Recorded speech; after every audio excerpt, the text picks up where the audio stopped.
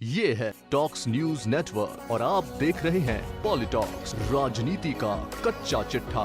राजनीति की पिच पर सधी हुई बल्लेबाजी करने वाले मुख्यमंत्री अशोक गहलोत लोकसभा चुनाव में T20 वाली बैटिंग कर रहे हैं। अपने मूल स्वभाव से हटकर गहलोत इन दिनों ऐसे शॉट मार रहे हैं कि प्रतिद्वंदियों को जवाब नहीं मिल रहा। इन दिनों गहलोत के निशाने पर भाजपा के सबसे तेज गेंदबाज नरेंद्र मोदी होते हैं, तो राजस्थान के छोटे बड़े सभी गेंदबाजों को हिट करने से भी नहीं चूक रहे। गहलोत ने ताजा शॉट राष्ट्रपति रामनाथ कोविंद के चयन को लेकर किया है।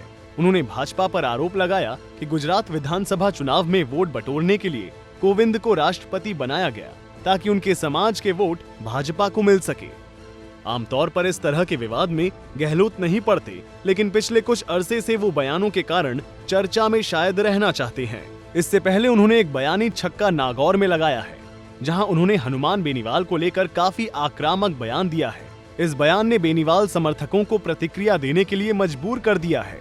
गहलोत ने ज्योति मिर्धा के समर्थन में आयोजित सभा में कहा कि अगर बेनीवाल कांग्रेस के साथ होते तो अभी मंत्री बना दिए जाते। गहलोत ने साफ तौर पर बेनीवाल के निर्णय पर सवाल उठाया है। साथ ही उन्होंने स्पष्ट कर दिया है कि अगले 5 वर्ष के लिए बेनीवाल व बेनीवाल समर्थकों के लिए सरकार का क्या रुख रहने वाला है। गहलोत के बयान के बाद ये सवाल खड़ा हो रहा है कि बेनीवाल का निर्णय सही था या नहीं। बेनीवाल की घेराबंदी करने के लिए मुख्यमंत्री अब पूरी तरह जुटे हुए हैं। दरअसल कुछ दिन पहले बेनीवाल ने कहा था कि वो मुख्यमंत्री के बेटे वैभव गहलोत को हराने के लिए पूरा जोर लगा देंगे। इस पर गहलोत ने बीकानेर में कहा था कि बेनीवाल को अपनी नीति बनाने की पूरी छूट है। अब गहलोत का ये बयान चौंकाने वाला है कि अगर बेनीवाल कांग्रेस के साथ होते तो मंत्री बना देते। वैसे भी जाट वोटों को आकर्षित करने के लिए गहलोत ने तुरुप के कई पत्ते चल दिए हैं। गहलोत न सिर्फ बाहरी विरोधियों की गेंद पर शॉट मार रहे हैं, बल्कि अब घरेलू मैच में भी पूरी तैयारी के साथ हेलीकॉप्टर शॉट मार रहे हैं। पिछले दिनों बीकानेर में जब उन्होंने पत्रकारों से कहा कि राजस्थान की जनता चाहती थी कि अशोक गहलोत मुख्यमंत्री बने, इसलिए मुझे मुख्यमंत्री बनाया गया। उन्होंने अपने विरोधियों से कहा कि पार्टी में किसे किस जगह बिठाना है यह पार्टी को स्पष्ट रूप से पता है।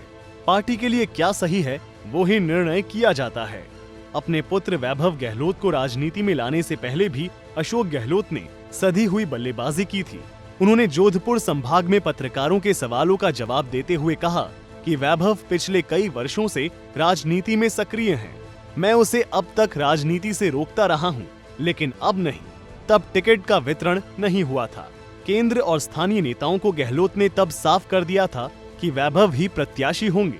गहलोत ने पिछले दिनों एक चुनावी सभा में अपने नेताओं को ही घुड़की देते हुए कहा कि टिकट वितरण से पहले और बाद की परिस्थिति में अंतर होता है। जो समझदार नेता है वो समझ जाता है कि टिकट नहीं मिलने के बाद भी उसे पार्टी का साथ देना है या नहीं।